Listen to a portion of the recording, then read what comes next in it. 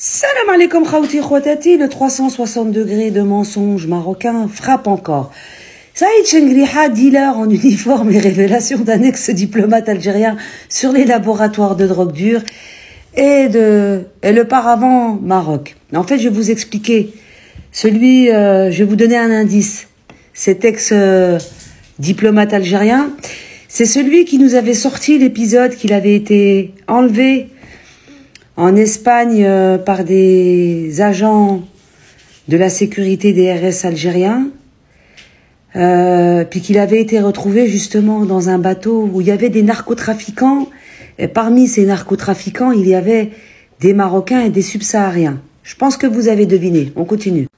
On le présente comme un patriote en treillis, mais c'est un trafiquant en chef. Depuis 2019, le chef d'état-major algérien Saïd Chengriha orchestre une tension permanente avec le Maroc, désigné ennemi classique pour détourner l'attention de son véritable terrain d'opération de la drogue. Ils ont oublié l'affaire Escobar et tant d'autres, mais je vais vous mettre quelques titres d'articles. Les laboratoires clandestins et un système mafieux au cœur même de l'armée. Mohamed Larbi Zitout, voilà c'est lui, ancien diplomate algérien, exilé à Londres, dévoile une réalité putride que les discours guerriers ne suffisent plus à cacher. On continue. Dans un live diffusé sur YouTube le 23 septembre, Mohamed Larbi Zitout, ancien diplomate algérien et figure dissidente exilée à Londres, a lancé une charge sans précédent contre Saïd Chengriha, actuel chef d'état-major de l'armée. Il lui impute la dynamique de la tension entre l'Algérie et le Maroc depuis 2019, qui est derrière l'escalade sur le Sahara occidental et la brouille avec le Maroc. Se demande-t-il? Sa réponse est directe. Elle date de l'arrivée de Saïd Chengriha au pouvoir. Non, parce que Zitout, il a oublié tout ce que le Maroc a fait à l'Algérie, notamment les années noires, où vous aviez justement ces terreaux qui passaient par les frontières marocaines, mais pas que. Il n'y avait pas que les Marocains, mais le Maroc y a bien participé.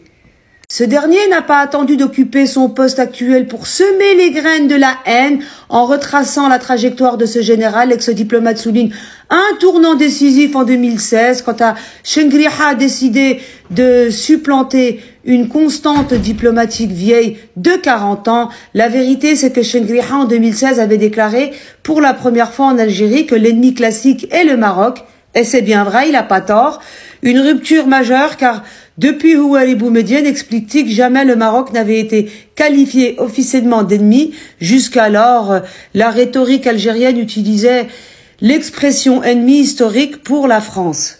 Zitout a oublié que le Maroc a voulu imposer à l'Algérie des visas suite à un attentat orchestré par des Marocains à Marrakech.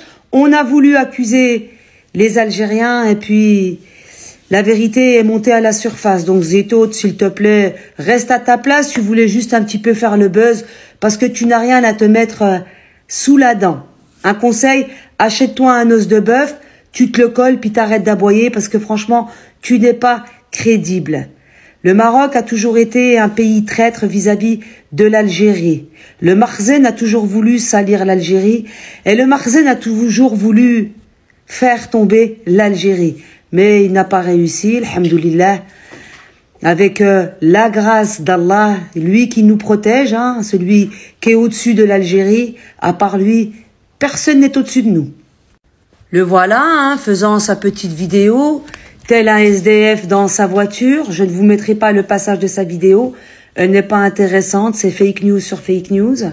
Et puis on va passer aux choses plus importantes et des vérités. Alors, la une du jour, le Maroc, point de transit idéal pour le trafic international de drogue. Fini le temps où seul le cannabis était en provenance du royaume chérifien. Dans le trafic international de drogue dure, le Maroc semble devenir une plaque tournante face aux narcotrafiquants. La police déploie une nouvelle stratégie, un dossier qui fait la une de l'hebdomadaire marocain tel quel. Je vous montre la page. Voilà, de tel quel. Et j'ai zoomé sur le titre en question. Comment le Maroc fait face au trafic international. Exportateur de cannabis, le Maroc est devenu une plateforme du trafic de cocaïne et de drogue de synthèse. Face à cette nouvelle menace, la DGSN a dû revoir son approche. Cocaïne, drogue de synthèse et autres stupéfiants transitent de plus en plus par le Maroc alors que le pays était autrefois simple exportateur de cannabis, relève l'hebdomadaire tel quel, qui consacre sa une aux efforts du pays pour lutter contre ce trafic. Qui profite bien entendu à Mohamed Sadis et puis à beaucoup de personnalités. Comment le Maroc fait face au trafic international? Titre du magazine Pays producteur de cannabis, le Maroc a une position géographique qui fait de lui un pays de transit et un pays de destination de drogue de tout genre. Il ne faut pas oublier que l'Espagne, hein, la Guarda, je crois qu'on l'appelle comme ça, espagnole, avait trouvé un tunnel qui reliait le Maroc à l'Espagne. Et puis l'Algérie a trouvé le même tunnel à côté de Tlemcen. C'est-à-dire, il faisait passer tout genre de stupéfiants illicites, tout genre de drogue, justement pour abrutir la jeunesse. Et c'est comme ça que procède le Maroc. Le Monde, hein, qui est un journal français, a publié en 2023 au Maroc, les révélations d'un narcotrafiquant secouent les milieux du sport et de la politique. Une vingtaine d'individus, dont le dirigeant du club de football le plus titré du pays et un président de région, ont été placés en détention provisoire à Casablanca. Un trafic international de drogue, voilà le cœur de l'affaire qui nourrit depuis plus d'une semaine les spéculations de la presse marocaine qui sont les protagonistes, une vingtaine d'individus parmi lesquels des membres de forces de l'ordre, des agents de l'administration, des chefs d'entreprise, un notaire, un promoteur touristique, mais surtout deux hommes dont le profil concentre toute l'attention. L'un, Saïd Nassiri, est le patron et principal financier de Wydad de Casablanca, le club de football le plus titré du Maroc. L'autre, Abdenbidi Bioui, je sais pas quoi, de Oujda. Et puis nous avons Bladi.net, inquiétant rapport de l'ONU sur les stupéfiants au Maroc. L'organe international de contrôle des stupéfiants, OICS, a publié son rapport annuel, alerte des autorités sécuritaires marocaines sur la propagation des psychotropes et des réseaux internationaux de drogue. Le rapport indique que le trafic de cocaïne est l'une des nombreuses activités des réseaux de criminalité organisée en Espagne, en Colombie, au Maroc et dans les pays du Balkan. Ça parle pas de l'Algérie. Bon nombre de ces organisations criminelles écoulent leurs marchandises illicites à partir des grands ports européens. Selon l'OICS, le Maroc a saisi 1,7 tonnes de cocaïne, plus de 45 millions de comprimés, de tramadol, patati et patata, vous connaissez la suite. La poufa, la drogue qui alarme le Maroc. Le Maroc fait face à une recrudescence inquiétante d'un nouveau fléau. La drogue dite la poufa, selon une étude récente, plus de 1000 personnes ont été arrêtées entre 2022 et 2024 pour trafic ou consommation de cette substance, révélant l'urgence d'une riposte nationale contre cette menace grandissante. Et on arrive à Pablo Escobar du désert qui fait trembler l'établissement marocain.